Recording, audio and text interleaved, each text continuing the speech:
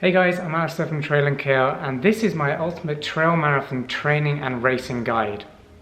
Now, I'm going to split this guide up into 10 episodes for this YouTube series. Also, if I didn't do this guide in episodes, this video would be far too long, and I'm sure a lot of people would start getting bored. So doing it this way, you can quickly jump to various videos.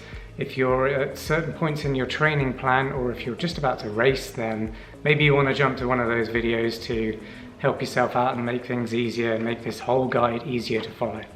Okay, so the 9 topics that I'm going to be covering in this ultimate trail marathon training and racing guide are how to choose your first marathon, or maybe it's your second marathon, third or fourth.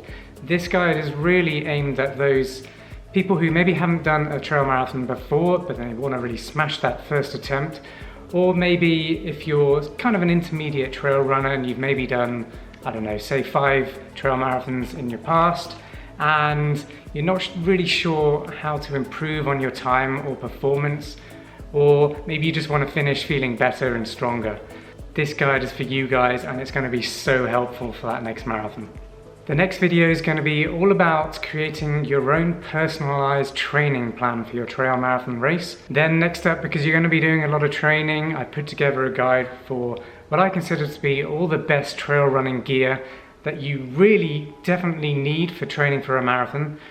Some items of gear that you don't really need but will probably help your performance on race day and also help improve your training system. And then finally, some mandatory equipment that some races, the big ones, especially in Europe, require you to have. I'm going to talk about that as well, just so that you're ready and you're aware of what you're getting yourself into.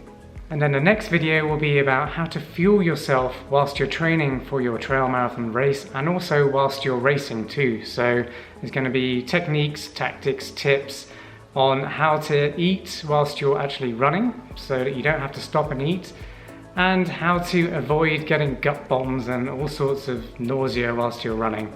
And I'm going to recommend some products that have really worked for me. I've gone through a lot in the past, and I've had these nausea issues whilst endurance running too, so that's really going to help anyone else who has those problems.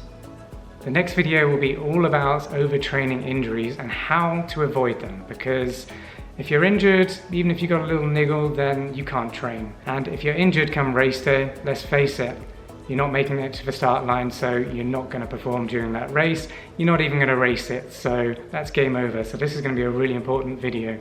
The next video is all about race tactics, and it's a bit of a fun one, but there's a lot of stuff in this video that's going to help those who want to outsmart their competition and maybe jump extra spaces during the race and finish in a higher position overall because of it.